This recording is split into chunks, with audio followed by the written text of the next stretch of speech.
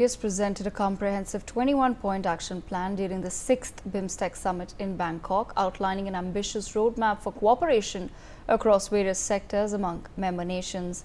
The plan reflects India's leadership in revitalizing BIMSTEC, aligning with the country's neighborhood first and Act East policies. It also complements India's broader Indo-Pacific vision, emphasizing that BIMSTEC is an important forum to further global good. PM Modi has stated that it is imperative that we strengthen it and deepen our engagement.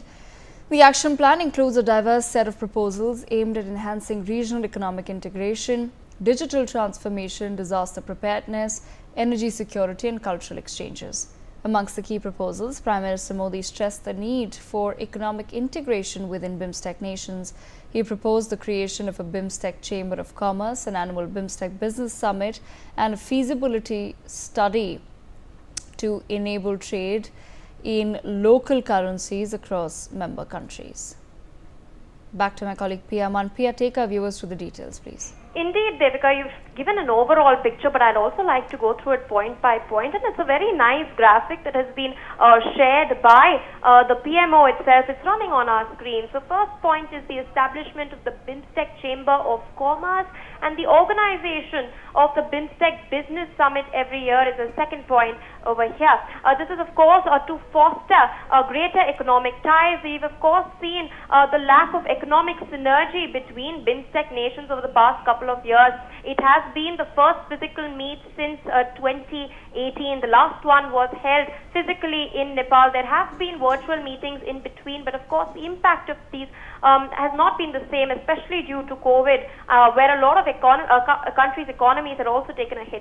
The third point is that of conducting a feasibility study on the possibilities of trade in local currency in the BIMSTEC region. Of course, de-dollarization bid here as well. India has been doing this with several countries over the last couple of years, trying to ink independent or bilateral agreements. But if this comes into force, it would be an interesting one, an interesting multilateral development. Meanwhile, the fourth point is a pilot to study, to understand the needs of BIMSTEC countries to share the experience of digital public infrastructure. We all know how India's unified payments interface is, of course, garnered praise from across the world for its efficiency, and the fact that people across the country, those who have just need to have an access to a mobile phone and network connection, and they can make instantaneous payments through scanning a QR code.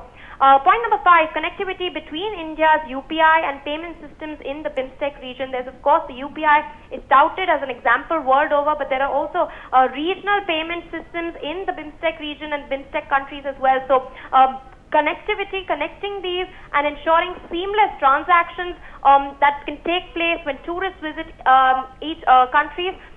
Third point, third larger overarching point, of course, pertains to mitigation and disaster management.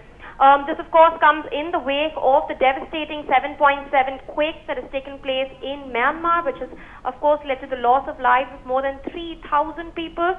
So the point that Prime Minister Modi has mooted for is establishing the BIMSTEC Center of Excellence for Disaster Management in India.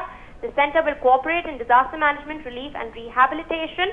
We've, of course, seen our NDRF teams, our army medical officers on the ground, of course, helping them out.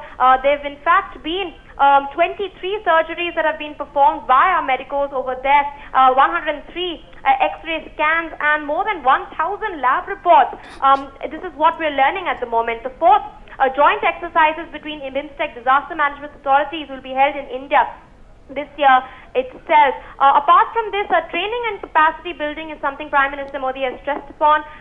He's put forth BODHI, which is basically an acronym for BIMSTEC, for Organized Development of Human Resource Infrastructure. This is an initiative he has mooted for, and under this, he's in fact stated that 300 youth from BIMSTEC countries will be trained in India every year. Scholarships to BIMSTEC students in the Forest Research Institute of India and Nalanda University is another such a point that Prime Minister Modi has put forth. Training programs every year for young diplomats from BIMSTEC nations, a Tata Memorial Center to support training and capacity building in cancer care, the establishment of Center of Excellence for Research and Dissemination in Traditional Medicine. We all know our Ministry of Ayush is, of course, looking over the knowledge and the best practices, so to exchange these with the BIMSTEC nations. Apart from this, security, India is, of course, responsible for the security pillar of BIMSTEC. Holding the first meeting of the Home Minister's mechanism in India is what PM Modi has proposed, as well as setting up ground stations for manpower training for BIMSTEC countries, manufacturing and launching of nano satellites and use of remote sensing data. Apart from this, energy is another aspect that the Prime Minister has stressed upon. An energy center in Bengaluru, faster work on electric grid interconnection, and youth engagement, another pillar that the Prime Minister keeps stressing on even within the country. He's proposed a BIMSTEC Young Leaders Summit, a BIMSTEC